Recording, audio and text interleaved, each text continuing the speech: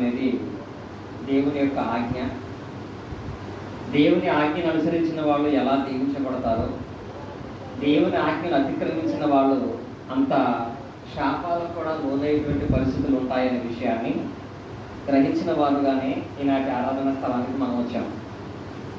ఆరాధనకు వచ్చిన తర్వాత చర్చిలో అంటే సంఘముతో సహవాసాన్ని కలిగి ఉన్నప్పుడు ఎలా ప్రవర్తించాలి అనేటువంటి విషయాన్ని నేను రాత్రి అందరికీ కూడా ప్రత్యేకంగా గ్రూప్లో పోస్ట్ చేశాను. సంఘ సహవాసంలోకి వచ్చిన తర్వాత మన ప్రవర్తన ఎలా ఉండాలనే విషయాన్ని 10 పాయింట్లు నేను పెట్టడం జరిగింది. ఇది ఎప్పుడు మనం మందిరానికి వచ్చినా, ప్రార్థనకు వెళ్ళినా, సంఘ సహవాసానికి వెళ్ళినా అక్కడ చాలా జాగ్రత్తగా వాటిని అబ్జర్వ్ చేసి వాటి ప్రకారంగా జాగ్రత్త పడవలసినటువంటి అవసరం ఉంది. ఎందుకంటే ప్రసంగ గ్రంథంలో తెలియపరిచాడు ఆయన, నీవు దేవుని మందిరంలోకి పోయినప్పుడు నీ ప్రవర్తన జాగ్రత్తగా చూసుకోమని. ఆ 10 విషయాలు కూడా ఇక్కడ ఎలాగైతే ప్రతిరోజు మనం ధ్యానించవలసిన క్రమాన్ని ఇక్కడ ఒక షీట్గా తయారు చేశాను, అలాగా 10 విషయాలు కూడా మనము చర్చ్ బిల్డింగ్లో ఒక పాట పెట్టుకోవాలి, వాటిని అనుసరించేటువంటి వారమై ఉండాలనేది దేవుని చిత్త ప్రకారమైన క్రమంలో మేలు పొందేటువంటి అవకాశం పొందేటువంటి విధానం. అలాగే ఆరాధనలో ప్రాముఖ్యంగా ప్రార్థన అని చెప్పగానే ఖచ్చితంగా కళ్ళు మూసుకోవాలి. కళ్ళు మూసుకోలేదు అంటే అతను ఎందులో పాల్గొనలేదు, ప్రార్థనలో పాల్గొనలేదు. అలాగే పాటలు పాడుతున్నామని అంటే పాటలు పాడుతున్నప్పుడు కూడా అది వచ్చిన పాటే అయినా ప్రతి ఒక్కరూ పాటల పుస్తకం తీసుకుని ఆ పాటను చూస్తూ దేవుణ్ణి కీర్తించే విషయంలో కొనసాగాలి. అప్పుడు మన దృష్టి ఆ కీర్తన మీద, కీర్తన పాడే విధానం మీద కలిసి ఏకీభవించడానికి మనకు అవకాశం ఉంటుంది. అలాగే వాక్యం చెప్పేటప్పుడు కూడా ఖచ్చితంగా ప్రతి ఒక్కరు కూడా బైబిల్ తెరచి దీన్ని చూడాలి. వాక్యం చెప్పేటప్పుడు బైబిల్ తెరవాలి. పాటలు పాడేటప్పుడు ప్రతి ఒక్కరి దగ్గర పాటల పుస్తకంలో చూసే పాటలు పాడాలి. ప్రార్థన చేసినప్పుడు కళ్ళు మూసుకుని ప్రార్థనలో ఏకీభవించాలనేది చాలా ప్రాముఖ్యమైన లక్షణం. పాటలో తప్పకుండా ఎల్లప్పుడూ ప్రతి ఒక్కరు కూడా మనం పాల్గొనేటువంటి వారంగానే కొనసాగుదాం. ఈరోజు దేవుని వాక్య భాగంలో నుంచి దేవుడు వరాలిచ్చే దేవుడు అనేటువంటి పదాన్ని సోదరులు రాజారావు గారు చదివి వినిపించారు. శ్రేష్టమైన ప్రతి ఈవియు సంపూర్ణ ప్రతి వరమును పరసమనదై జ్యోతి మెడకు తండ్రి యొద్ద నుండి వచ్చును అని యేసుక్రీస్తు వారి సహోదరుడైనటువంటి యాకోబు గారు రాసిన ఆ పత్రికలో 1వ అధ్యాయం 17వ వచనం మనం చూస్తాము. దేవుడు అంటే అందరికీ కూడా వరాలు ఇచ్చేటువంటి దేవుడు అని. కానీ దేవుడిచ్చిన వరాలు కొంతమంది కుటుంబాలకు, కొంతమంది జీవితాలకు శాపాలుగా మారిపోతున్నాయి. వరాలు శాపాలుగా ఎందుకు మారిపోతాయి? వరాలు శాపాలుగా మారకుండా ఉండాలి అంటే మనం ఎలాంటి జాగ్రత్తలను ఆత్మీయంగాను భౌతికంగాను తీసుకోవాలనే విషయాలను మనం ధ్యానించుకుంటాము. చాలామంది ఒక సామెత వాడతారు, అది అమృతమే అయినా విషంగా మారిపోద్దంట. ఎప్పుడు ఆలస్యం అయితే. ఆలస్యం, అమృతం, విషం అంటారు. అమృతం అంటే ఎప్పుడు బ్రతికించగలిగే శక్తి కలిగింది. అలాంటి అమృతం సహితము కూడా అది విషంగా నిన్ను ప్రాణాన్ని తీసే విధంగా మారడానికి గల కారణం ఆ సామెతలు ఏమంటారంటే ఆలస్యం అయితే అమృతం కూడా విషంగా మారిపోద్దని. మరి ఆశీర్వాదాలు దొరికేటువంటి ఈ స్థలంలో వరాలు ఇచ్చేటువంటి దేవుని వలన పొందిన వరాలు శాపాలుగా మారిపోవటానికి, రావాల్సిన వరాలు పొందకుండా ఉండిపోవటానికి గల కారణాలు ఏంటంటే అక్కడ అమృతం విషంగా మారడానికి సామెతలు ఆలస్యమైతే ఇక్కడ కూడా ఆశీర్వాదాలు శాపాలుగా మారటంలో 1 ఆలస్యము, 2 అలక్ష్యము.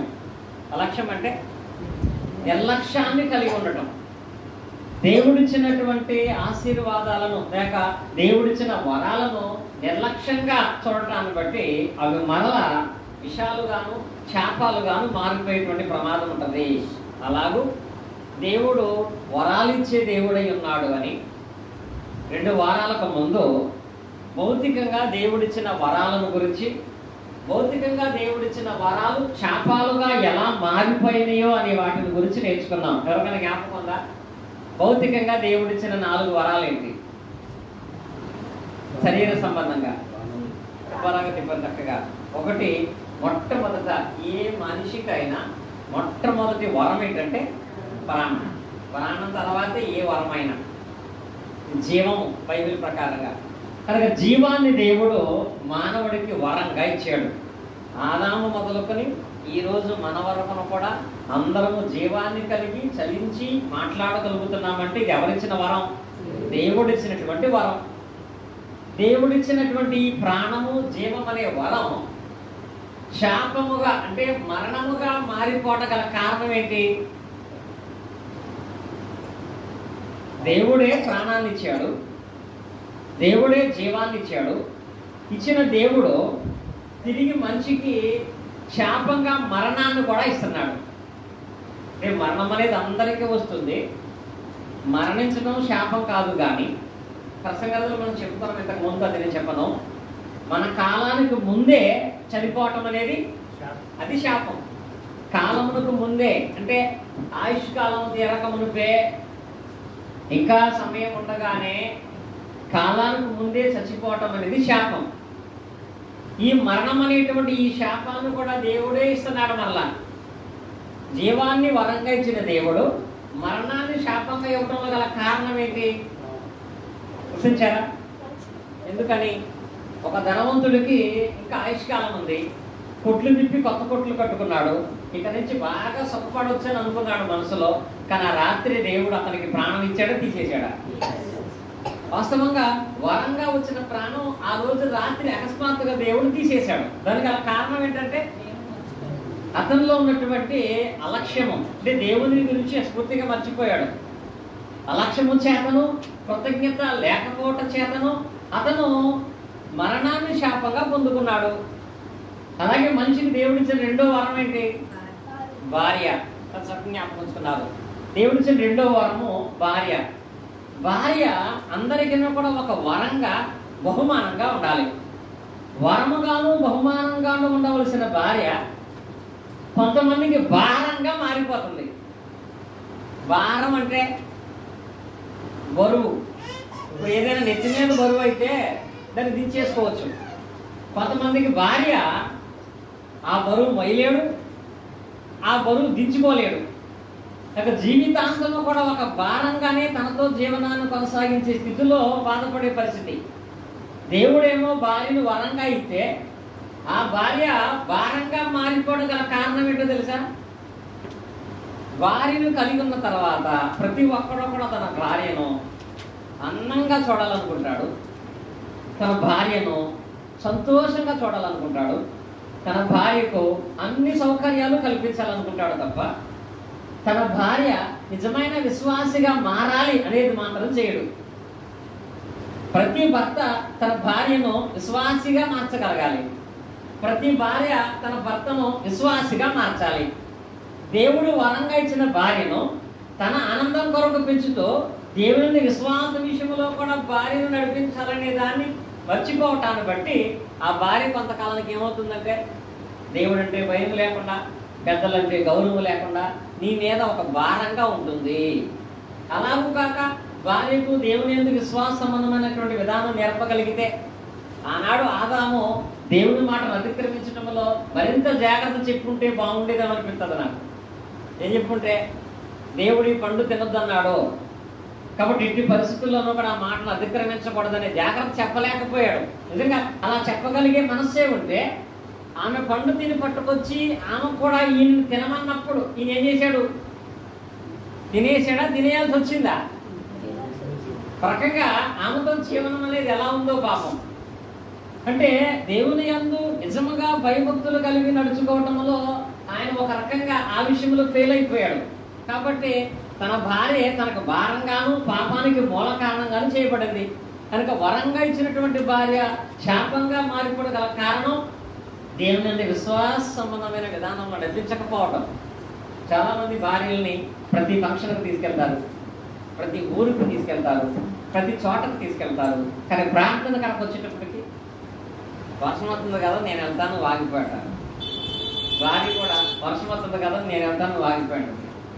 ఇక్కడికి రావటానికి మాత్రమే అలక్ష్యం చేయటాన్ని బట్టి ఆమె ఎప్పటికైనా నీకు భారంగానే మారిపోద్ది.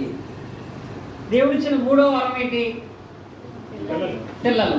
పిల్లల్లో కూడా దేవుడు కుమారులు యెహోవాను గురించి స్వాస్థ్యము, గర్భఫలము, ఆయన ఇచ్చే బహుమానం. మరి దేవుడు వరంగా పిల్లల్ని ఇచ్చినప్పుడు కొంతమంది జీవితాలకు పిల్లలుగా వాళ్ళు ఉండలేదంట, ముళ్ళులుగా ఉంటున్నారంట. పిల్లలు ఎలా ఉండాలి? సంతోషాన్ని కలిగించాలి. కానీ పిల్లలు కొంతమంది కుటుంబాలలో ముళ్ళులుగా ఉంటున్నారు. ముళ్ళులు అంటే ఈ ముళ్ళు ఎలాంటిదంటే, ఒకటి కాల్లో ముళ్ళై తీసుకోవచ్చు, చేతుల ముళ్ళై తీసుకోవచ్చు. కానీ పిల్లలైనటువంటి ముళ్ళును అటు తీయలేడు, దాన్ని అలా ఉంచుకోలేడు. నిజంగా కాల్లో ముళ్ళు ఉండిపోతే అతని పరిస్థితి ఎలా ఉంటుంది? ప్రతి అడుగులోనూ బాధ కనపడుతూనే ఉంటుంది. పిల్లల విషయంలో కూడా కొంతమందికి ఇలాగే బాధ కలిగే పరిస్థితులు వస్తున్నాయి.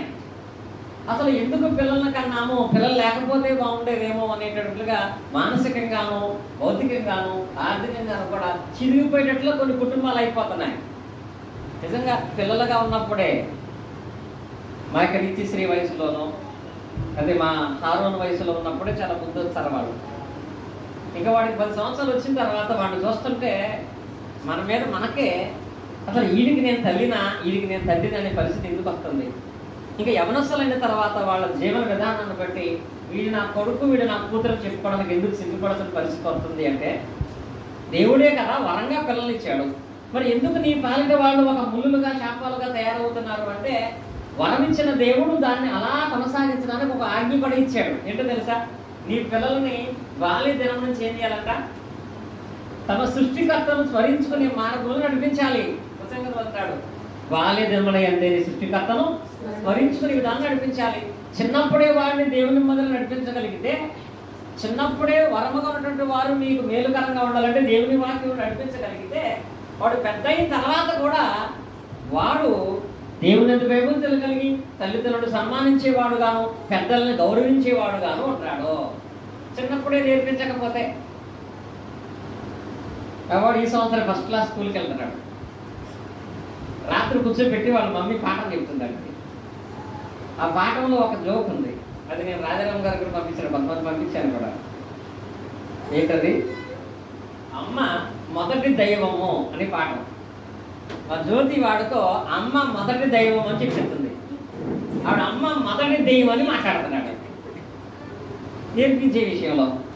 సరే, ఒక్క పదమే కదా అమ్మ మొదటి దైవం, పాపం నోరు తిరగక మొదటి దెయ్యం అంటున్నాడు. దాన్ని కరెక్షన్ చేయడం మానేసింది అనుకో, రేపు పొద్దున అందరికి ఏం చెప్తాడు? మా అమ్మ దెయ్యం, మా అమ్మ దెయ్యం, మా అమ్మ దెయ్యం. అదే బాల్యంలో ఉన్నప్పుడే కొన్ని పదాలు, కొన్ని రకాల ప్రవర్తనల విషయంలో వాళ్ళు సరిచేయాలి. లేనట్లయితే వాళ్ళు మీకు శాపాలుగానే మారుతారు. దేవుడిచ్చే వరం ఇచ్చాడు కానీ శాపాలుగానే మారుతారు. ఇక 4వది చెప్పాను. భౌతిక దేవుడిచ్చిన 4వ వరం ఏంటి? ప్రకృతి అనేది కూడా దేవుడిచ్చిన వరమే. ప్రకృతి మన కొరకు సమస్తాన్ని సిద్ధం చేస్తుంది. భూమిలో మనం విత్తనం పెడితే వర్షము పడి ఆ విత్తనాన్ని ప్రకృతి మొలకెత్తిస్తుంది. మనకు దాహం తీర్చడానికి నీరు, మనకు ప్రాణం పెట్టడానికి గాలి, మన నివాసం ఉండడానికి యోగ్యంగా సమస్తమైన ప్రకృతి అంతా మనకు అనుకూలంగా ఉంది. మానవుడు పంచభూతాల యొక్క సహాయం చేత బ్రతుకుతున్నాడు.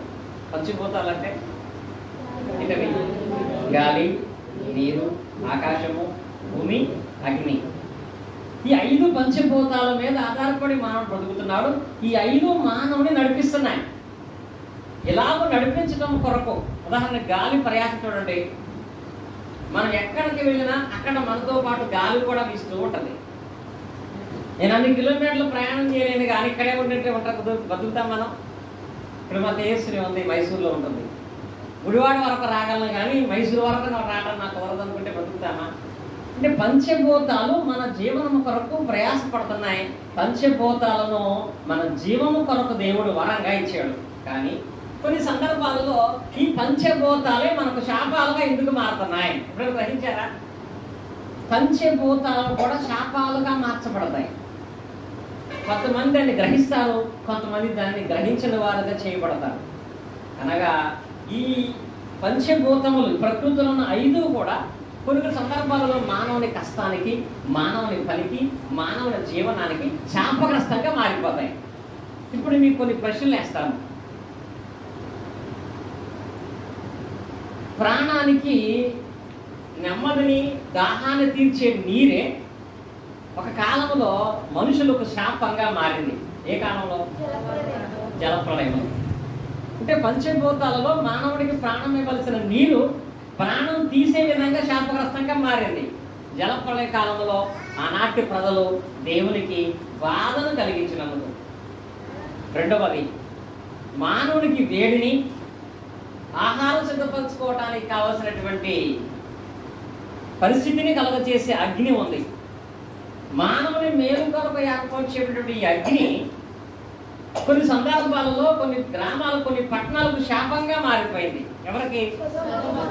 ఇప్పుడు అగ్ని వల్ల మేలు కలగాలి, పచ్చిపోతాలు కాపాడాలి. కానీ కాపాడవలసిన అగ్నే సొదొమ గొమొర్రా పట్టణాలు సైతం కూడా కాల్చేసింది. అనగా ఆశీర్వాదకరంగా ఉండవలసిన సృష్టిలో ఉన్న ఒక భాగం శాపంగా మారటం గల కారణం కూడా ఏంటి? వారు దేవునికి అవిధేయులై ఉండి వరం ఇచ్చిన దేవుని అలక్ష్యం చేసిన వారుగా ఉన్నారు. ఈ రెండు బాగా తెలుసు. ఇప్పుడు మూడవది, భూమి చేత నాశనం చేయబడిన వారు ఎవరు? ఎవరు? కోరా కుటుంబాన్ని. ఇక మానవుడు మనుగడకు ఆధారం భూమి. మానవుడు నడిపించేటువంటిది భూమి. భూమి కనుక లేకపోతే భూమి కింద ఏమున్నాయి తెలుసా? నీళ్లు. ఆ నీటి కింద శూన్యము. ఆ భూమి ఆధారం లేకపోతే ఆ శూన్యంలో పడి మనం చనిపోతాం. కానీ ఆధారంగా ఉన్నటువంటి భూమి తన నోరు తెరిచి శాపంగా కోరా కుటుంబాన్ని మింగేసింది. అక్కడ ఒక కారణం ఏంటి? వారు దేవునికి అవిధేయులై ఉంటాను బట్టే.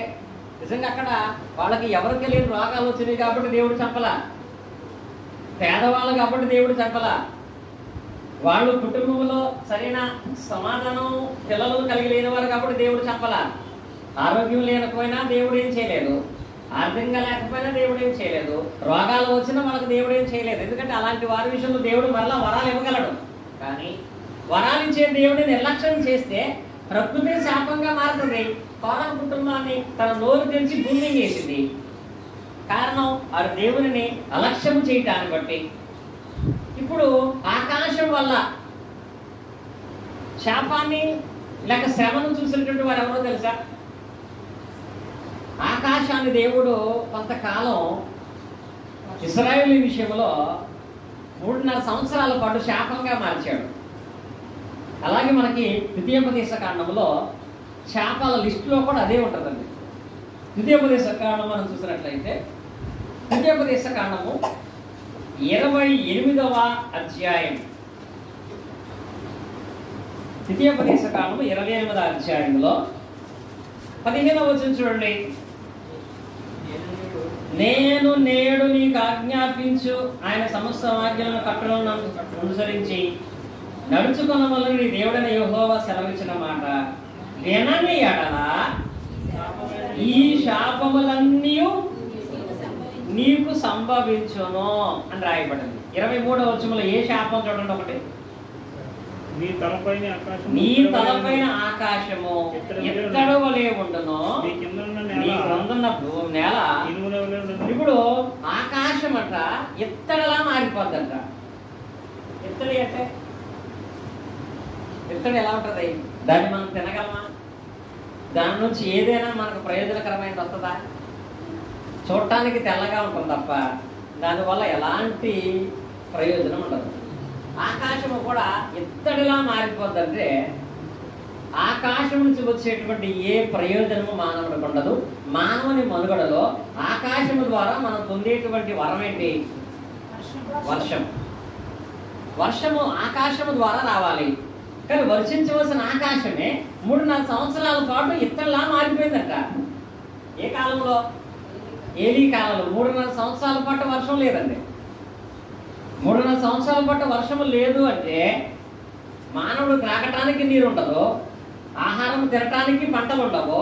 శాపగ్రస్తంగా మారిపోయింది మానవుని జీవితం. వరంగా దేవుడు ఆకాశాన్ని ఇస్తే ఆకాశం ఏమైందంటే శాపంగా మార్చబడింది. వారు కూడా దేవునికి అవిధేయులై ఉంటాను బట్టి. పంచిపోతాలకి 5వది ఏంటి? గాలి గాలి చేత శాపాన్ని శ్రమను కొని తీసుకున్నటువంటి వాళ్ళు ఎవరైనా ఉన్నారా? గాలి చేత కూడా, గాలి ఎప్పుడు కూడా మనకి ఎంతో హాయినివ్వాలి, దేహంలో ప్రాణానికి ఊపిరి పోస్తూ ఉండాలి. కానీ ఊపిరి పోయాల్సిన గాలే, ఊపిరి ఇవ్వాల్సిన గాలే కొంతమంది జీవితాలలో ఒకనొక టైంలో వాళ్ళకి ఆ గాలే శాపాన్ని తీసుకొచ్చిందండి.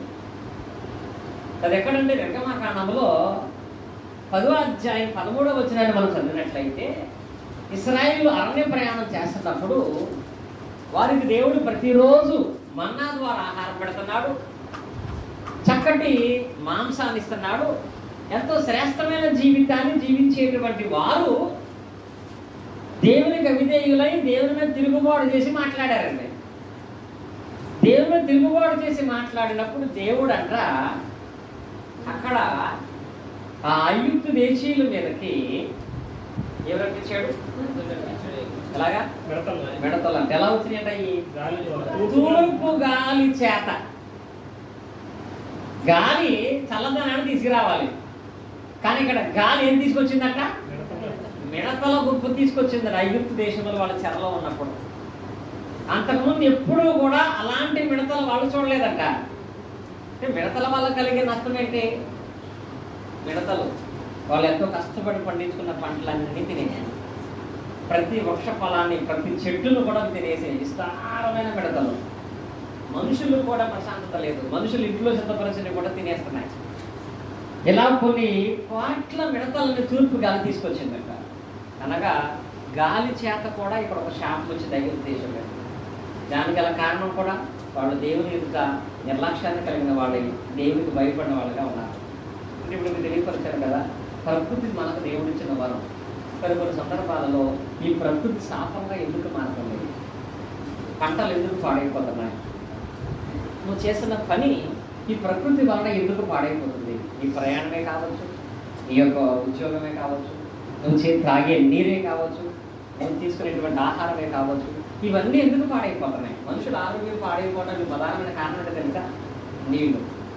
వాటర్ వల్ల ఎక్కువ సమస్య వస్తుంది. ఇదేంటి జీవనావసరం నీటి వాళ్ళు ఎందుకు అలా చేస్తున్నాయి? దానికి గల కారణం ఏంటి? నిన్న సత్యవేరులో ఒక బాప్టిజం ఇచ్చాం, పెద్ద చెరువు. ఆ చెరువు కాడ కూర్చొని మాట్లాడుతుంటే మా నాయకుడు గారు ఇంకొక ఆయన అంటున్నాడు, అసలు ఈ చెరువులో మంచి నీళ్ళు ఉన్నాయి అంటే, అందులో నీళ్లు ముంచుకుని తాగితే ఎవరికి ఏ జబ్బులు చేయగలరు. కానీ ఇప్పుడు మంచినీళ్ళు ఉన్నాయి అసలు ఎక్కడన్నా? అదే మంచి చెరువులో చేపలు వేసి తౌడు వేసి పెడుతున్నారు. నీళ్లు చూడటానికి పచ్చగా ఉన్నాయి, బాప్టిజంలో మాత్రం ఉపయోగపడేది. ఇది వరకు నీళ్లు తాగితే ఎంతో ఆరోగ్యం ఉండదు. ఇప్పుడు నీళ్లు తాగాలంటే భయం, నీళ్లు వల్లే రోగాలు ఎక్కువ వస్తున్నాయి. అంటే నీళ్లు కూడా శాపాలుగా మార్చబడుతున్నాయి. ఆరోగ్యాన్ని కోల్పోవడం అది కారణం అవుతుంది. దానికి గల కారణం ఏంటో తెలుసా? మనిషి విపరీతమైనటువంటి భౌతిక సంబంధ విషయాలలో మోసం, ఇది ప్రమాదం, ఇది తప్పు అని తెలుసు కూడా అదే చేస్తున్నాడు. నీళ్లు కలుసుకోవడం గల కారణం ఏవైతే నీటిలో కలపకూడదో వాటిని కలిపేస్తున్నాడు. ఇలాగా ప్రకృతి వరంగా ఉండవలసింది మనుషుల కుటుంబాలకు శాపంగా మారుతుంది. ఇవన్నీ దేవుడు భౌతికంగా వారిచ్చిన వరాలైతే దేవుడిచ్చినటువంటి ఆ వరాలు శాపంగా మారిపోతున్నాయి. అలా మారకుండా ఉండాలి అంటే ప్రాణం ఇచ్చిన దేవునికి ఎప్పుడు కృతజ్ఞత కలిగి ఉండాలి. భార్యను కలిగిన ప్రతి భర్త ఆ భార్యను దేవుని విశ్వాసంలో ఖచ్చితంగా నడిపించాలి. పిల్లలు కలిగిన ప్రతి తల్లిదండ్రులు కూడా చిన్నప్పటి నుంచే వాళ్ళకి ఏబిసిడీలతో పాటు, వాళ్ళతో పాటు, నెంబర్స్తో పాటు ప్రధానంగా ఏమి నేర్పించాలి? దేవుని మార్గాన్ని కూడా వాళ్ళకి నేర్పించాలి. పాటలు నేర్పించాలి, బైబిల్ చదవడం అనేది నేర్పించాలి. అలాగే ఈ ప్రకృతి సంబంధించిన విషయాలలో దేవుడిచ్చిన ఈ ప్రకృతిని అనుభవిస్తున్న మనము ఏది అనుభవిస్తూ ఉన్నా దాన్ని బట్టి దేవుని కృతజ్ఞతాస్తుతులు తెలియపరచాలి. అందుకే మనం ఆహారం తినేటప్పుడు ఖచ్చితంగా ఏం చేయాలి? ప్రార్థన. అది భూమిలోంచి వచ్చి దేవుడికి ఎందుకు ప్రార్థన చేయాలి? ఆ భూమిని దేవుడు మనకు వరంగా ఇచ్చాడు కాబట్టి. అలా ఎప్పుడైతే మనము కృతజ్ఞత భావాన్ని కలిగి ఉంటామో మనకున్న వరాలు దేవుడు అధికం చేస్తాడు. లేదా లేనివి తెచ్చుకోకపోగా ఉన్న వరాలు కూడా శాపగ్రస్తులుగా మారే ప్రమాదం ఉంటుంది. ఇప్పుడు ఉన్నటువంటి కొద్ది సమయంలో ఆత్మ సంబంధంగా దేవుడిచ్చిన వరాల గురించి మాట్లాడుకుందాం. ఆత్మ సంబంధముగా దేవుడిచ్చిన వరాలు, భౌతికంగా ఇచ్చిన వరాలు 4 చెప్పుకున్నాం కదా. ఆత్మ సంబంధంగా దేవుడిచ్చిన వరాలలో అత్యంత ప్రధానమైన గొప్ప వరం ఏంటి? ఎవరిచ్చాడు దేవుడు? క్రీస్తుని దేవుడు మనకు వరంగా ఇచ్చాడు. ఆత్మ సంబంధంగా మనం ప్రార్థన చేసుకోవచ్చు, సంఘములో ఉండొచ్చు, రక్షణ పొందొచ్చు. కానీ వీటికంటే ముఖ్యమైనవి ఇప్పుడు రక్షణ అయినా, పాప క్షమాపణ అయినా, పరలోకమైనా, ఈరోజు ఆరాధన చేసుకునే అవకాశం అయినా ఎవరు లేకపోతే లేదు, మనకి క్రీస్తు లేకపోతే లేదు. శరీర సంబంధంగా ప్రాణం తర్వాతే ఏదైనా, ఎలాగో ఆత్మ సంబంధంగా క్రీస్తు తర్వాతే ఏదైనా. దేవుడు క్రీస్తుని రోమీయులకు రాసిన పత్రిక చూసినట్లయితే 8వ అధ్యాయము 32వ వచనం చదువుకుందామా. రోమీయులకు రాసిన పత్రిక 8. తన సొంత కుమారుని అనుగ్రహించుటకు వెనుతీయక మనందరి కొరకు ఆయన అప్పగించాడు. ఇక్కడ ఈ వాక్య భాగంలో దేవుడు ఆత్మీయంగా ఇచ్చిన వరాలలో మొదటి వరం ఏంటి? క్రీస్తు. క్రీస్తు ఎవరు? యేసు క్రీస్తు వారి యొక్క సొంత కుమారుడు అంట. సొంత కుమారుణ్ణి పాపం చేసిన వాళ్ళ కొరకు ఆయన ఇచ్చాడండి. ఇది నిజంగా గొప్ప వరం. తప్పు చేసిన వాడి కొరకు మంచి వాడిని ఎవడైనా బలిగా ఇస్తాడా? మనుషులు పాపం చేస్తే పాపం చేసిన మనుషుల కొరకు దేవుడు క్రీస్తుని బలియాగంగా ఇచ్చాడు. తన సొంత కుమారుని మన కొరకు ఆయన బలియాగం అప్పగించాడు. ఇది ఒక వరం. క్రీస్తు వలననే సంపూర్ణమైన ఆత్మ సమానమైన వరాలను మనం కలిగి ఉంటాము. అందుకే యేసు తెలియపరిచాడు, నా పేరట తండ్రిని మీరు ఏమైనా అడగండి, అది మీకు ఇవ్వబడుతుంది. క్రీస్తు పేరట ఏమి అడిగినా అది మనకి ఇవ్వబడుతుంది తండ్రిని. ఇది గొప్ప వరం. అంటే చెప్పాలంటే ఈ రోజుల్లో అందరి దగ్గర ఏటీఎం కార్డ్స్ ఉంటాయి ఒక కుటుంబంలో. ఇప్పుడు మా రాజారామ గారు ఏటీఎం కార్డు మా అచ్చితమ్మ గారికి ఇచ్చేశారు. ఏటీఎం కార్డు ఆవిడకి ఇచ్చేశాడు అంటే ఇప్పుడు దాంతో ఆమె ఏం కొనుక్కోవచ్చు? ఏం కొనుక్కోవచ్చు? ఏదైనా కొనుక్కోవచ్చు. కాబట్టి ఆయన పట్టుకొస్తే ఒక మంచి శారీ పట్టుకొస్తాడేమో, ఆయన పట్టుకొస్తే మంచి ఫుడ్ పట్టుకొస్తాడేమో, ఆయన పట్టుకొస్తే మంచి చెప్పులు పట్టుకొస్తాడేమో. కానీ కార్డే ఇస్తే తనకు ఏది మంచిదో అన్నీ తెచ్చుకోవచ్చు. అలాగే ఆత్మ సంబంధంగా కూడా క్రీస్తును దేవుడు అలా ఇచ్చాడు. క్రీస్తును కలిగి ఉంటే అన్నీ నువ్వు కలిగి ఉంటావు. ఎందుకనగా క్రీస్తు ద్వారా ఏమడిగినా అది దేవుడు మనకి ఇస్తాడు. క్రీస్తు అనేటువంటి ఆయనను గొప్ప వరంగా, ఎవడు ఎవరైనటువంటి గొప్ప వరంగా దేవుడైతే మనుషులకి ఇచ్చాడు. కానీ ఈ వరాన్ని కొందరు శాపంగా మార్చుకుంటున్నారు. క్రీస్తు ఇచ్చిన వరం శాపంగా మారటంలో గల కారణాలు ఏమిటి అంటే, యేసుక్రీస్తు గొప్ప మనం చెప్పాము. మార్కు సువార్త మనం చూసినట్లయితే 12వ అధ్యాయంలో అక్కడ 1 నుంచి 7 వచనాలలో ఒక ఉపమానం ఉంటుంది. 7వ వచనం చూడండి. మార్కు సువార్త 12వ అధ్యాయం 7వ వచనం. అయితే ఆ కాపులు అతడు వారసుడు ఇతను చంపుదము రండి. అప్పుడు స్వాస్థ్యము తనదగునని తమలో తాము చెప్పుకొని వారిని పట్టుకొని చంపి ద్రాక్ష వెలుపలకి పారవేసిరైన మాట రాయబడింది. ఉపమానములో ఉన్న భావం ఏంటంటే, ఒక యజమానుడికి ద్రాక్ష తోట ఉంది. కొన్ని వేల ఎకరాల ద్రాక్ష తోట ఉంది. ద్రాక్ష తోట ఉంది. ఇప్పుడు ద్రాక్ష తోట ఉంటామంటే ఇప్పుడు కొంతమంది అర్థం అవడం కొరకు అద్దెంట్లో ఉంటారు. మనం ఒక ఇంటికి అద్దెకి వెళ్ళాం. అద్దెంట్లోకి మనం వెళుతున్నామంటే మనం వెళ్ళే ఇల్లు ఎలా ఉంటుంది? మనం వెళ్ళాక మనం ప్లాస్టింగ్ చేసుకుంటామా? మనం వెళ్ళాక మనం వాటర్ పైపులు పెట్టుకుంటామా? ఏముంటుంది? అన్నీ ముందే రెడీ చేసి ఉంటుంది. శిరీష్ గారు కూడా గుడివాడలో ఒక ఇంటికి వచ్చారు మొన్న. అసలు కింద ఉంటుంది చక్కగా మంచి ఎదురు గ్రౌండ్ ఉంటుంది, పాపకు అనుకూలంగా ఉంటుంది. గేట్ కూడా పెట్టేసి ఉంది అక్కడ. ఇక వెళ్ళి చేయవలసిందేంటి? చక్కగా రూమ్లో వాళ్ళకి ఎక్కడ ఏం కావాలో అమర్చుకొని దాంట్లో సంతోషంగా ఉండటమే. అన్నీ చక్కగా రెడీ చేసిన ఇల్లు ఒకటి ఉంది. అలాగే ఒక ద్రాక్ష తోటను దేవుడు అందరికి ఇచ్చాడంట. కొన్ని వేల ద్రాక్ష తోటలు ఆయన మొక్కలు పెట్టి ఆయనే ఫలింపు చేసి ఆ ద్రాక్ష తోట కాయలు కాసే విధంగా ఏర్పాటు చేసి కాపులు కుక్కలు ఇచ్చాడు. అలాగూ కాపురం గుర్తకిచ్చిన తర్వాత ఆ యజమానుడు తన ప్రాంతానికి వెళ్ళిపోయి ఇప్పుడు కొత్తగా తీసుకున్నటువంటి వీళ్ళు ఏం చేయాలి? అద్దెంట్లో ఉండేవాడు ఏం చేయాలి? ఏ నెల కానెల కంపల్సరీ అద్దె కట్టేయాలి. అద్దె కట్టాల్సిన పరిస్థితుల్లో ఆ యజమానుడు వాళ్ళు నా ఇంట్లో ఉంటున్నారు కదా, ఇల్లు కట్టడానికి అయిన ఖర్చు 10 లక్షలు అయితే వాళ్ళు నెలలా కట్టే అద్దె ఎంత?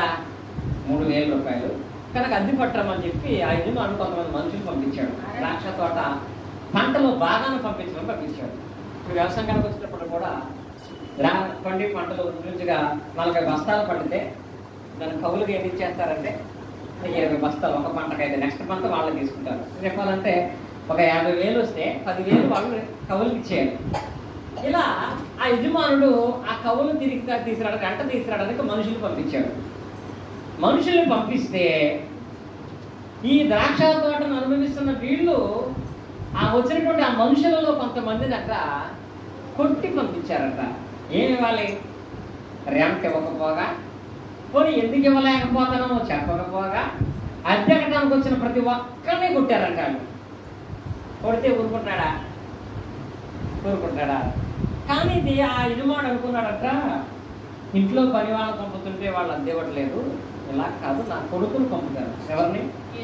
నా కుమారుని పంపుతాను. నా కుమారుని పంపితే, ఎందుకంటే నా కుమారుడు ఎంతో నేనంతే, నా కుమారుడు చూస్తే నన్ను చూసినట్టుగా భావించి నా కుమారుడు ప్రేమించి సన్మానించి ఇవ్వాల్సిన కవులు వాడు చక్కగా పువ్వుల్లో పెట్టించేస్తారనుకున్నాడు ఆయన. అనుకుని వీళ్ళు కట్టవలసిన దాని కొరకు తన కుమారుడు పంపించాడు. ఆ కుమారుడు ఈ ద్రాక్ష తోట కవులు వాళ్ళందరి దగ్గరికి వస్తున్నాడు. వీళ్ళందరూ ఒక చోట కూర్చుంటే ఆయన కనపడుతున్నాడు. ఆ వచ్చే కొడుకును చూసి వీళ్ళు ఏమన్నా తెలుసా? అదిగో వారసుడు వస్తున్నాడు. ఎవరు? వారసుడు. ఈ ద్రాక్ష తోట అంతటికీ వాడే వారసుడు కాబట్టి ఆ వారసుడిని చంపేస్తే అసలు ఈ ద్రాక్ష తోట మొత్తం మనకు సొంతం అయిపోద్ది అనుకున్నారండి వాళ్ళు. ఎంత దుర్మార్గమైన ఆలోచన!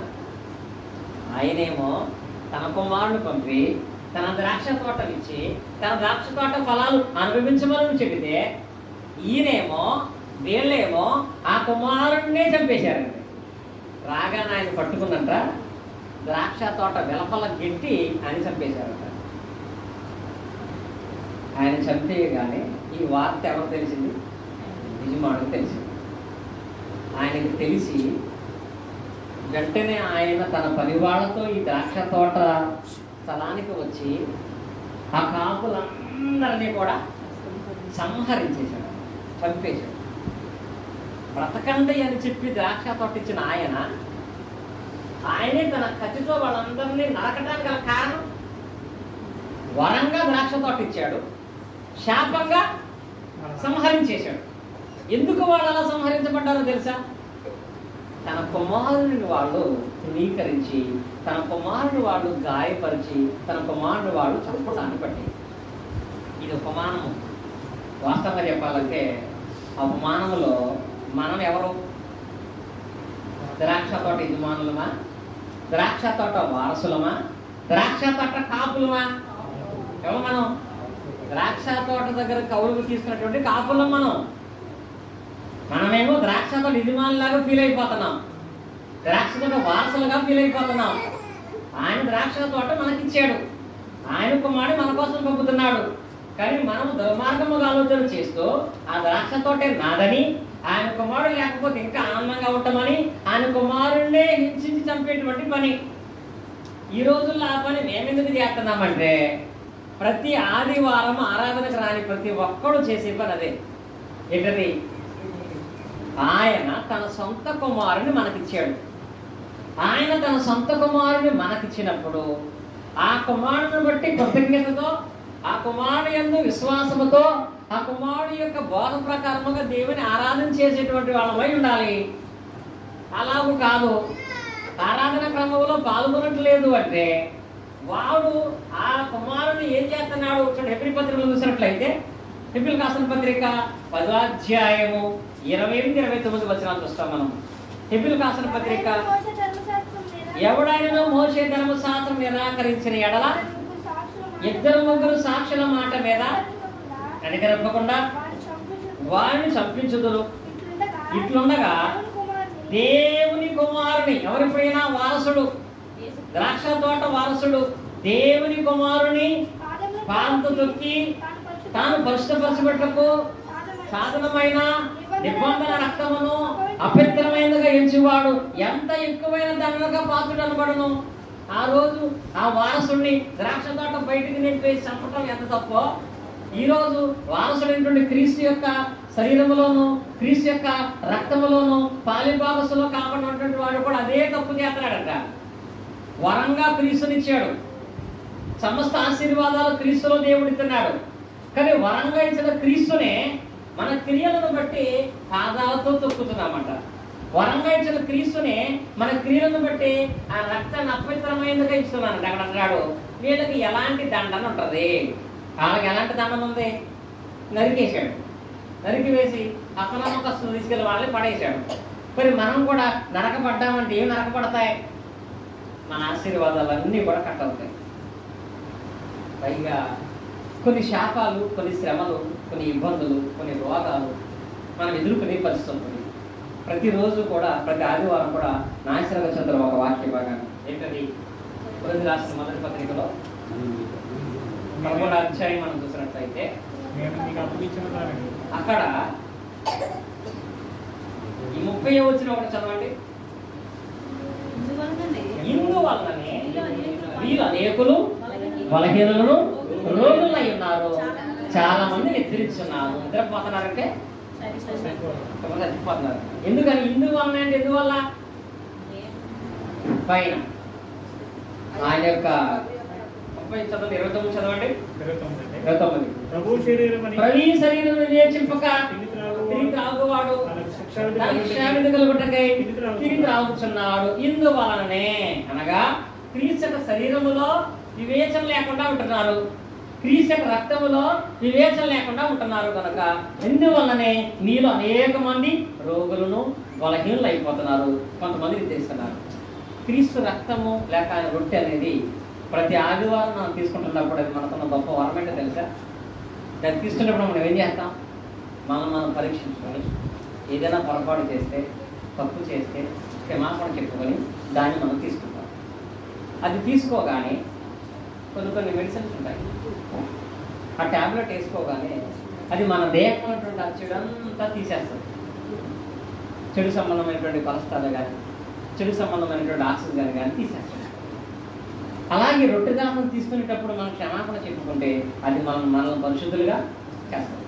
అలాంటి పవర్ఫుల్ అయినటువంటి పరిశుద్ధమైనటువంటి దానిని దేవుడు వరంగా ఇచ్చాడు. నిజంగా మీరు చూడండి, ఏ ప్రాబ్లంలో మీరు మెడికల్ షాప్కి వెళ్ళినా మీరు ఏమి ఇస్తే ఇస్తారో దాన్ని వాళ్ళు, ఏ ట్యాబ్లెట్ అడిగినా డబ్బులు ఇస్తేనే ఇస్తారు, ఏ ట్యాబ్లెట్ డబ్బులు ఇస్తేనే ఇస్తారు. మరి గొప్ప ప్రమాదకరమైన పాపం నుంచి విడుదల పొందడానికి, గొప్ప ప్రమాదకరమైనటువంటి ఈ శాపం నుంచి విడుదల పొందడానికి దేవుడు రొట్టె ద్రాక్షరసాన్ని ఎలా ఇస్తున్నాడు? రొట్టె ద్రాక్షరసాన్ని కాస్త ఏమైనా పెడతానా మనం? దానికి ఏమన్నా కాస్త పెడితే దానికి ఎలా ఉంటుందో తెలుసా? ఒక ఆయన అలాంటి పెట్టాడండి, ఇద్దరు లేదో చక్కగా లామినేషన్ చేసి ఇస్తున్నారు. చిన్న ప్లాస్టిక్ ఎత్తు పెట్టి దాంట్లో ఒక రసం పోసి దాంట్లో రౌండ్ షేప్లో ఒక రొట్టె పెట్టి దాన్ని లామినేషన్ చేసి దాన్ని అందరికి ఇస్తారు. దాని కాస్ట్ వచ్చేటప్పటికి 3000 ఒకటి. దాన్ని తీసుకోవాలంటే 3000 కట్టి తీసుకోవాలి. కానీ యేసుక్రీస్తు అలా కాస్ట్ పెట్టలేదండి. రొట్టెకి ద్రాక్షరసానికి కాస్ట్ పెట్టాలంటే మనం జీవితంలో సంపాదించుకుని పెట్టినా దాన్ని కొనలేము. కొంటామా? అది క్రీస్తు యొక్క దేహం, కానీ దేవుడు ఫ్రీగా ఇచ్చాడు. క్రీస్తు రక్తాన్ని కొనగలమా?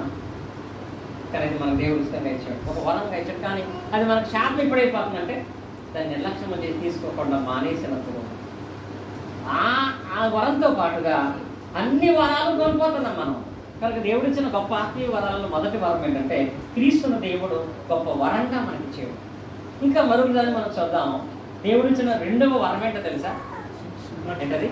రక్షణ. ఈ రక్షణ అనేది కూడా గొప్ప వరం అండి. హెబ్రీ పత్రిక చూడండి, 2వ అధ్యాయంలో 3వ వచనం మనం చదువుకున్నట్లయితే, హెబ్రీయులకు రాసిన పత్రిక 2వ అధ్యాయము 3వ వచనం చూడండి. ఎంత గొప్ప రక్షణ! మనం నిర్లక్ష్యం చేసిన ఎడల ఎలాగూ తప్పించుకుందాము అని పదం ఉంటుంది. అంటే ఎంత గొప్ప రక్షణ అంటే దాని అర్థం గొప్ప అంటే అంతకంటే విలువైంది లేదండి. గొప్ప వరం అది. రక్షణ అనేది గొప్ప వరం. ఇంత గొప్ప రక్షణ నిర్లక్ష్యం చేస్తే మీరు తప్పించుకోలేరు. ఇంకా ఎలాగో మీరు విడిపించుకుంటారు. దేవుడు రక్షణను గొప్ప వరంగా ఇచ్చాడు. అంటే దేని నుంచి రక్షణ గొప్ప వరంగా ఇచ్చాడు దేవుడు? రక్షణ అంటే ప్రమాదమును తప్పించబడటం. దేవుడు మనుషులకు గొప్ప రక్షణ ఇచ్చాడు. అంటే మనుషులందరూ ఎలాంటి ప్రమాదాలు ఉన్నారో తెలుసా? ప్రమాదాలు ఉన్నారు. రోమపత్రిక 3:23 ఉంటది. ఏ భేదము లేదు, అందరూ పాపం చేశారు. రోమ 3:23 అంటే అందరూ పాపం చేశారు. ఓకే, పాపం వల్ల ప్రమాదం ఏంటి? మరణం. రోమ 6:23 ఏ భేదము లేదు, అందరూ పాపం చేశారు, పాపం వల్ల వచ్చే జీతము మరణం. ఈ మరణం మామూలు మరణం కాదు. ఏ మరణం ఇది? రెండవ మరణం, అగ్నితో కూడిన మరణం, నిత్య నరకముతో కూడినటువంటి ప్రతిదండన. ఈ నిత్య అగ్నిలోకి పడవేయబడేటువంటి ఈ మరణం నుండి తప్పించబడటానికి దేవుడు రక్షణ అనేటువంటి గొప్ప వరాన్ని మనకిచ్చాడు. అనగా పాపము నుంచి విడుదల పొందడానికి దేవుడు రక్షణ మార్గాన్ని ఇచ్చాడు. యేసుక్రీస్తు వారు కూడా ఈ లోకానికి ఎందుకు వచ్చాడో తెలుసా? మత్తయి సువార్త 1:21 ఉంటుంది. ఏముంటుంది అక్కడ? మత్తయి 1:21. మత్తయి సువార్త 1:21 ఏం రాయబడింది అక్కడ? ఆమె కుమారుడు కనును తన ప్రజలను వారి పాపముల నుంచి ఆయనే. అంటే ఇప్పుడు యేసుక్రీస్తు ఎందుకు వచ్చారంటే చేపలు పట్టడానికో, రొట్టెలు పెట్టడానికో, దెయ్యాలు వెళ్ళగొట్టాలి కాదండి. ఈ గొప్ప కార్యాలు కాదు. చేపలు పట్టి తిన్నారు, మళ్ళీ పొద్దునకి ఆకలి అవుద్ది, స్వస్థత కలిగింది, మళ్ళీ జబ్బొస్తుంది. లాజరును బ్రతికించాడు, మళ్ళీ చనిపోయాడు. యేసుక్రీస్తు వారు ఇలా చిన్న చిన్న కార్యాలు చేయడానికి రాలేదంట. ఇంతకంటే గొప్ప ప్రమాదం మనిషికి పాపం. ఆ పాపము చేత అందరూ మరణానికి, నరకానికి వెళ్ళిపోయే పరిస్థితుల్లో ఉంటే, అలాగూ ఆయన తన ప్రజలను వారి పాపము నుంచి రక్షించడానికి వచ్చాడట. ప్రజలను పాపముల నుంచి రక్షించడానికి యేసుక్రీస్తు వారు వచ్చారు. ఆ వచ్చినటువంటి ఆ యేసుక్రీస్తు ద్వారా దేవుడు మనకి రక్షణ ఏర్పాటు చేశాడు. ఇప్పుడు క్రీస్తు ద్వారా ఏర్పాటు చేయబడిన రక్షణను మనం పొందాలంటే, అనగా పాప క్షమాపణ పొందాలంటే మనమైతే ఏం చేయాలి? ఇప్పుడు అపోస్తల కార్యం 2:38 పేతురు గారు చెప్పాడు, నిజమే పాపము చాలా ప్రమాదం. ఆ పాపాన్ని కడుక్కోకపోతే నేను నాశనం అయిపోతాను. దేవుడు ఇచ్చినటువంటి రక్షణ అనేటువంటి వరాన్ని పొందాలంటే నేను ఏం చేయాలి అని అడిగారు వాళ్ళు. పేతురు గారు ఏం చెప్పాడు? అయితే పేతురు, మీరు మారు మనసు పొంది పాప క్షమాపణ నిమిత్తము అని రాయబడుతున్నారు. ఏం చేయాలంట? పాప క్షమాపణ నిమిత్తము ప్రతి వాడును యేసుక్రీస్తు నామమున బాప్తిసము పొందాలంట. ఇప్పుడు చేసిన పాపాలకు క్షమాపణ దేవుడు దేని ద్వారా ఇచ్చాడంట? బాప్తిసము ద్వారా పాప క్షమాపణను పొందేటువంటి అవకాశాన్ని దేవుడు కలగ చేశాడు. ఇది కూడా గొప్ప రక్షణ, గొప్ప అవకాశం, గొప్ప వరం. పాపం చేసిన వాడికి తన పాపాన్ని తీసివేసుకునేటటువంటి ఒక వరం దేవుడు ఫ్రీగా ఇచ్చాడు. పాత నిబంధనలో పాప పరిహారం కొరకు వాళ్ళు ఏం చెల్లించేవాడు? దహన బలులు చెల్లించేవాడు. ఎవడైనా ఒకవేళ పొరపాటున తప్పు చేసినా ఆ పాపం పోవటానికి వాడు గొర్రె పిల్లను కానీ మేక పిల్లను కానీ వదిలించాడు. ఒక్క పాపానికి ఒక గొర్రె పిల్ల.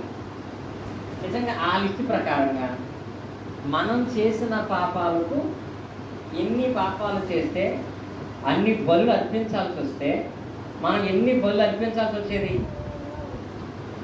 మనం చేసిన పాపాలకు ఒక 100 సరిపోతాయా? ఒక 1000 సరిపోతాయా? మనకు ఊహ తెలిసినప్పటి నుంచి కూడా, మంచి చెడు తెలిసినప్పటి నుంచి కూడా దేవుడు చేయకూడనటువంటి చూడదని చెప్పిన పాపాలు చేసిన వాళ్ళంగా ఉన్నాం. దేవుడు చేయమని చెప్పిన పనులు చేయకుండా మానేసిన వాళ్ళు ఉన్నాం. ఆజ్ఞాతిక్రమం చేశాం. మనం చేసే అతిక్రమాల లిస్టు చూస్తే దానికి బలి ఇవ్వాలి అంటే మనము కొన్ని కోట్ల బలి పశువులు పట్టుకొచ్చినా ఆ పాపం తీరదు. పాప పరిహారానికి రక్తాన్ని ఇప్పటికీ చెల్లించాలంటే ఆదివారం మీరు ఎన్ని పాపాలు చేశారు, అన్ను కోళ్ళు పట్టుకురండి అని నేను చెప్తే ఆదివారం ఎంతమంది వస్తారు ఆరాధనకి? ఎన్ని కోళ్ళు తేవాలి? ఎంత తేవాలి? అన్ని కోళ్ళు లేవంట మా నాన్నగారు. వాళ్ళు 7 రోజులు సరిపడా కోళ్ళే లేవు. వాళ్ళ జీవితానికి సరిపడా మేకలు గొర్రెలు ఎక్కడి నుంచి వస్తాయి? నిజంగా దేవుడు ఆ క్రమాన్ని ఏర్పాటు చేసి మీరు చేసిన పాపానికి బలి ఇవ్వాలి అని అంటే భూమి మీద ఏ మానవుడికి తన పాపం నుంచి పూర్తి పరిహారం వచ్చేది కాదు. ఎందుకో తెలుసా? వాడి బలులు తెచ్చేటప్పుడే మళ్ళీ పాపాలు చేసేస్తా ఉంటాడు, అబద్ధాలు ఆడుతూ ఉంటాడు, మోసాలు చేస్తూ ఉంటాడు. కానీ ఇలాగ మానవుడు తన జీవితంలో చేసిన పాపాలకు పరిహారముగా రక్తమును కాకుండా దేవుడు బాప్తిసం అనే దాన్ని వరంగా ఇచ్చాడు. మీరు రక్తములో కడగబడక్కర్లేదు, నీటిలో కడగబడండి చాలు. ఇది ఎంత గొప్ప వరం! పాప క్షమాపణ కొరకు ప్రతి ఒక్కరు యేసు క్రీస్తు నామమున బాప్తిసము పొందండి. ఇది దేవుడు మన జీవితాల్లో ఇచ్చినటువంటి గొప్పదైనటువంటి వరమై ఉంది. ఇది దేవుడు మాత్రమే పాపాల విషయంలో ఇచ్చినటువంటి వరం. ఇది ఏ కోర్టు కూడా ఇవ్వదండి. కోర్టుకి మీరు వెళ్ళండి, కనీసం ఏ టిఫిన్ తీసుకోవడానికో, షాప్లో ఏ వస్తువు తీసుకోవడానికో, బండి కొంచెం రోడ్డు మీద కాకపోతే పోలీసుడు వచ్చి ఫోటో తీస్తే దానికి ఎంత వేస్తారు? ఫైన్ అంటే వేస్తారు 150 రూపాయలు. అంటే జస్ట్ వైట్ గీతకు దాటి వెనక ఒక స్టైల్ పెడితేనే 150 రూపాయలు కట్టాలి కదా. మరి దేవుడు కూడా పాపానికి లెక్కగా పరిహారాన్ని పెడితే దాన్ని మనం కట్టలేము. కానీ దేవుడు దానిని నీటిలో ములుగు చాలు, ఎన్ని చాలు, బాప్తిసం పొందే చాలు, ఈ పాపాలన్నీ కడిగివేయబడతాయని రక్షణ అనేది కూడా దేవుడు ఒక వరంగానే ఇచ్చాడు. మరొక వరంగానే పొందబడింది. బాప్తిసానికి ఎక్కడ కూడా దేవుడు రేటు పెట్టలేదండి. మీరు ఉచితంగా పొందుతారు కనుక ఉచితంగానే అడిగండి. ఇది దేవుడిచ్చిన గొప్ప వరములో ప్రధానమైంది రక్షణ పొందడం. మరి ఈ రక్షణ శాపంగా ఇప్పుడు మారిపోద్ది. మార్కు సువార్తలో 16వ అధ్యాయం 16వ వచనం మనం చూసినట్లయితే, మార్కు సువార్త 16వ అధ్యాయం 16వ వచనం నుండి, నమ్మి బాప్తిసం పొందిన వాడు రక్షింపబడును, నమ్మని వానికి శిక్ష విధింపబడును. ఎవరైతే నమ్మి బాప్తిసం పొందుతారో అది వాళ్ళకి రక్షణను కలగ చేసి వాళ్ళకి పరలోకాన్ని తీసుకువెళ్తుంది. ఎవరైతే దీన్ని నమ్మరో, దేన్ని బాప్తిసం పొందడానికి యేసుక్రీస్తునందు రక్షణ ఉందని, రక్షణ గొప్ప వరమని, ఆ వరాన్ని మనం నిర్లక్ష్యం చేస్తున్నామనే విషయాన్ని గ్రహించరో వాళ్ళకంట శిక్షగా మార్చబడుతుందంట. నమ్మి బాప్తిసం పొందిన రక్షణ పొందను, నమ్మని వారి శిక్ష విధింపబడను. నేను కొన్ని రోజుల క్రితం ఒక పాఠం చెప్పాను, యూట్యూబ్లో ఉంటుంది. నీటితో పోయేదాన్ని నిప్పుదాకా తెలుసుకోవద్దు. నీటితో పోయేదేంటి? పాపం నీటితో పోదు. నీటిలో మునిగితే పోయే పాపాన్ని నిప్పుదాకా పట్టుకెళ్ళదు. అక్కడ పట్టుకెళ్తే ఏం చేస్తారు వాళ్ళు? ఇక్కడ కాలటం తప్ప ఆరటం ఉండదు. కనుక నిప్పు ఎక్కడ ఉంది? నరకములు. ఆ నరకములో ఆ నిప్పులో నీ పాపాన్ని బట్టి కాలకుండా ఉండాలంటే ఆ పాపాన్ని ఇప్పుడు నీటిలో బాప్తిసం ద్వారా కడుక్కున్నటువంటి వాళ్ళమై మనం ఉండాలి. ఎప్పుడైతే అలా కడుక్కున్నటువంటి వాళ్ళంగా మనం ఉంటామో, రక్షణను పొందిన వారుగా మనం ఉంటామో, ఆ రక్షణను కలిగినటువంటి వారు మనల్ని ఈ జీవితం అందు సమస్త ఆశీర్వాదాలు పొందే మార్గంలో ఉంచుతుంది. అదే రక్షణ మనల్ని నరకం నుంచి రప్పించి పరలోకాన్ని కూడా తీసుకువెళ్ళేది అయి ఉంటుంది. కనుక అంటే రక్షణను నిర్లక్ష్యం చేసేటువంటి వారుగా ఉండకూడదు. ఇప్పుడు కదా ఎంత గొప్ప రక్షణ నిర్లక్ష్యము చేసేలా మనం ఎలాగూ రక్షించుకోవాలి. ఇది ఆత్మ సంబంధంగా దేవుడిచ్చినటువంటి వరాలని. ఒకటి క్రీస్తు గొప్ప వరం. కనుక క్రీస్తుని ఆదివారము నిర్లక్ష్యం చేసి ఆదివారము తృణీకరించి శాపాన్ని తెచ్చుకోవద్దు. అలాగే బాప్తిసం అనే దేవుడిచ్చిన గొప్ప వరం, ఆ రక్షణను పొందకుండా నిర్లక్ష్యం చేసి దేవుని దూరం ఉండదు. ఈ వరాలను మీరు పొందుకుంటే చెప్పాడు కదా, ఇంకా శ్రేష్టమైన ప్రతి ఇంకా శ్రేష్టమైన ప్రతి వరం ఎవరిస్తారు? పరమైన దేవుడు మనందరి జీవితాలకు కలుగు చేస్తాడు. దేవుడు చెప్పమంటే రేపు ఇంకొక 2 వరాలు ఉన్నాయి. ఆ వరాలు ఆత్మ సంబంధంగా ఎలా ఉన్నాయి?